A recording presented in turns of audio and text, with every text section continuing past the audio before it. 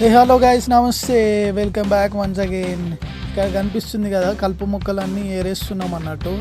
ఎప్పుడైతే మనం కలుపు మొక్కలు ఏరేస్తామో అప్పుడు మన పంట అనేది మంచిగా వస్తుంది అన్నట్టు. కలుపు మొక్కలు ఉంటే ఏమవుతుంది అంటే పంట ఎదగది, పంట సరిగా పెరగదు అన్నట్టు.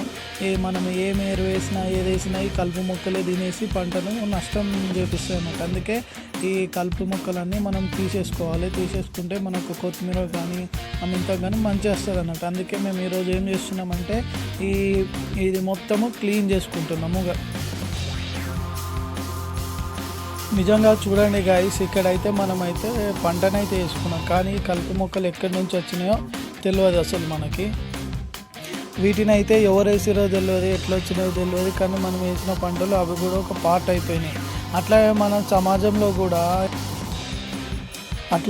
సమాజం కూడా మంచిగా నడవాలంటే ఇలాంటి కలుపు మొక్కలన్నిటి ఏరేయాలి అన్నట్టు. అంటే మనలో కూడా చాలా కలుపు మొక్కలు ఉంటాయి. ఇట్లా చూస్తే కనిపిస్తున్నాయి కదా, ఇవన్నీ కలుపు మొక్కలే గైస్.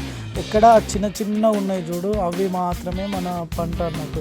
ఈ కలుపు మొక్కల్ని అన్నీ తీసేసుకుంటే మన పంట అనేది మంచిగా వస్తుంది, మంచిగా ఎదుగుతుంది. ఈ కలుపు మొక్కలన్నీ తీసేయాలి. సమాజంలో ఉన్న ఈ కలుపు మొక్కలన్నీ మన గవర్నమెంట్ వాళ్ళందరూ తీసేసిరనుకో మన సమాజం కూడా మంచిగా ఉంటుంది. ఇక్కడ ఎక్కువ కనిపిస్తలేదు, కానీ కొన్ని రోజుల వరకు ఇదే మంచిగా కనిపిస్తుంది. ఆ పెద్ద మొక్కలు ఉండేసరికి ఇవి సరిగ్గా కనిపించట్లేదు, కానీ ఇప్పుడైతే మంచిగా కనిపిస్తున్నాయి కదా. అదే మనం కలుపు మొక్కలు తీసేసిన కొద్దీ మన పంట మంచిగా వస్తుంది అన్నమాట. మళ్ళీ నెక్స్ట్ వీడియోలో మళ్ళీ కలుద్దాం. Bye bye.